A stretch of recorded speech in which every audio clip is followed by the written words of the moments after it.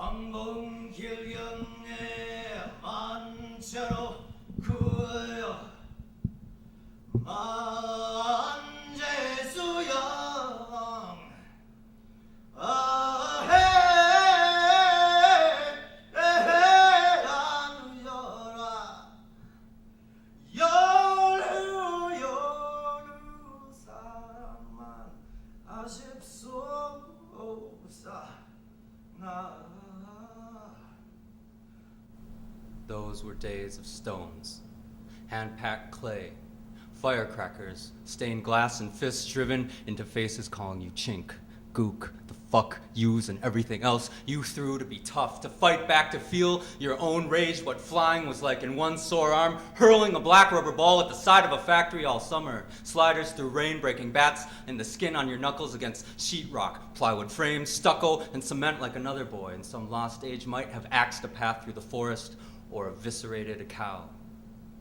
Balls turn to beer bottles, front grills and cracked windshields, 3 probation officers sipping Everclear all 9th grade in that back alley, that river cave, that abandoned Northern Pacific boxcar, sizzling chronic colds and nosebleeds off a white-hot mirror you smashed for 7 more years of what you thought couldn't possibly get worse, running out the front door from a crazy man with a limp and loaded 12-gauge.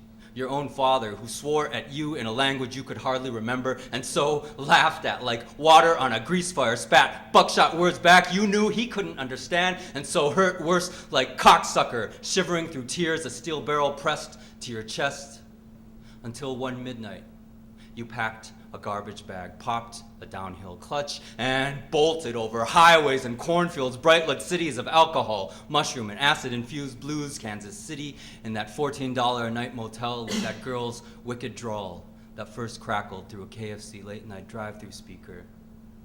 Her sweet skin to the dry, useless bread of your own, like warm butter. Montreal. Juarez tipping topless waitresses at the razor wire border of heaven, or was that hell, still throwing things out of car windows, dead birds, stolen stereos, work bandages, and baggies licked clean to air all the moldy rooms you ever tried to laugh at yourself in, propelled by some wind or power or dream your mother had that you would make it to California, Colorado, New York, and all the way back to that Minneapolis ledge you stood on with your friend Andrew, another lost, brotherless Asian man with no face or voice in this land, balancing midwinter with a bottle of wild turkey in one hand, reeling on that gold medal flour factory rooftop, overlooking the Mississippi, slurring drunk debates all night over the war in the Gulf, conspiracy theories, freak accidents, religion, and fate. Like how late on Lake Street, one wet July, mosquito dirges by starlight, a comet scraped high across the atmosphere, and we remembered that astronaut lady from the Space Shuttle Challenger who never got her Sally ride back. A draining cloud of smoke for a soul that wanted to fly. Like anyone, any earthling, but maybe it just wasn't her time. Between throwing and flying, not everyone comes back. I did. Andrew didn't. I should have heard the paranoia's triumphant rattle in his throat, witnessed with my 2 clearer eyes my best friend spiraling through blackness, a final plummet, no blunt, no high, no amount of smoke or needle could store inside. But life, even while falling, rubs and tears at the dark. Years later, his seed of a son named Han, born in the aftermath of his father's deserted life just 3 weeks after ashes shaped final wings over the northern shore of Lake Michigan, now plays Tchaikovsky on piano.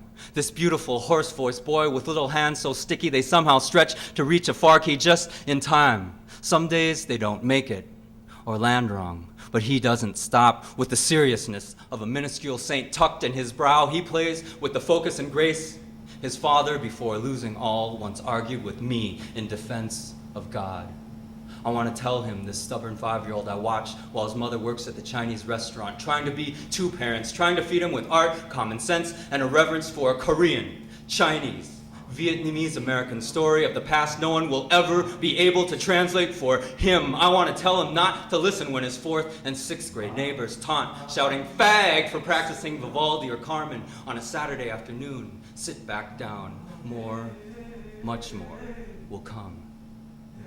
But who am I to grasp at anyone when all I could ever hold has flown, sputtered, exploded midair like too much need crammed inside a prayer. Who am I to demand when anyone dares try to silence him, when he dares silence himself to keep stretching his hands over that sea of black and white keys? Don't stop, keep pumping those brass pedals with your tiny feet. Life isn't perfect, almost never adds up, and it sure the hell won't last, so fuck it. Dig deep and just keep throwing yourself something, anything for as long and hard and far as you can, and I promise you, I swear to God, one day it'll all come back. All right.